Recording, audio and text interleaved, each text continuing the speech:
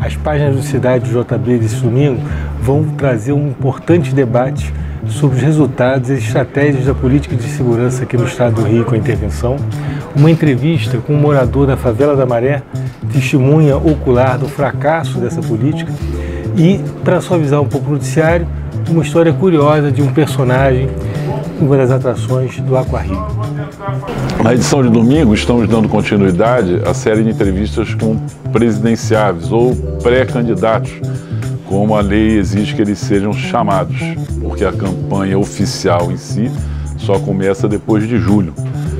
O entrevistado desta vez é o candidato do PSOL, Guilherme Boulos, que é um filósofo formado pela PUC e filho de um grande sanitarista brasileiro, um grande médico de São Paulo.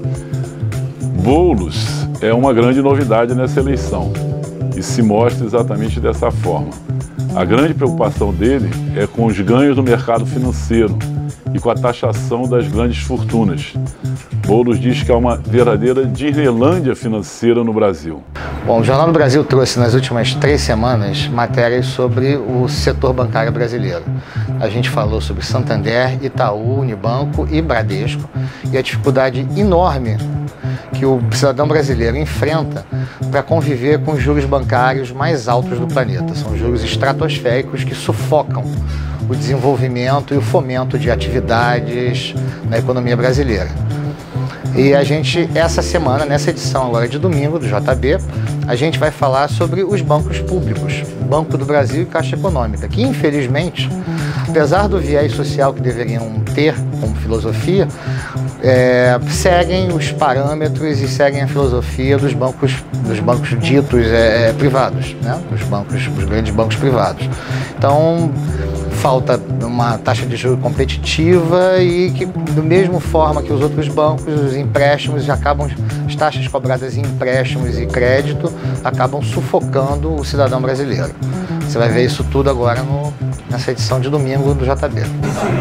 Na edição de domingo passado do Jornal do Brasil, a gente iniciou uma série sobre o ano de 1968, falando sobre os protestos estudantis na França, o famoso Maio de 68. Agora, na edição desse domingo, a gente vai falar sobre o pastor Martin Luther King, que foi um líder do movimento negro americano pela luta dos direitos civis. E ele foi justamente morto em 1968. Ou seja, agora se completam 50 anos de sua morte. Ele foi morto por radicais que eram contra a sua militância. Nesse domingo, no esporte, em paralelo à apresentação do clássico da final do Carioca entre Vasco e Botafogo, a gente variou um pouco na entrevista, que costuma ser com jogadores, treinadores, e trouxe um professor de geografia da UERJ, especializado em futebol. Ele tenta explicar por que esses públicos tão baixos no campeonato, razões socioeconômicas para isso, a elitização dos estádios. Ficou bem legal a entrevista e você confere no Jornal de Domingo.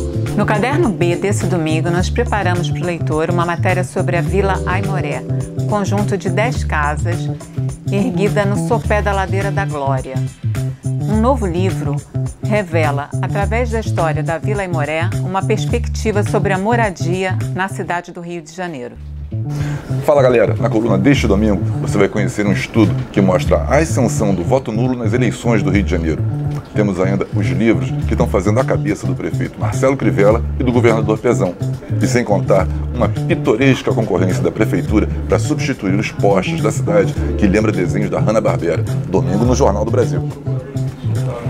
Agora foi.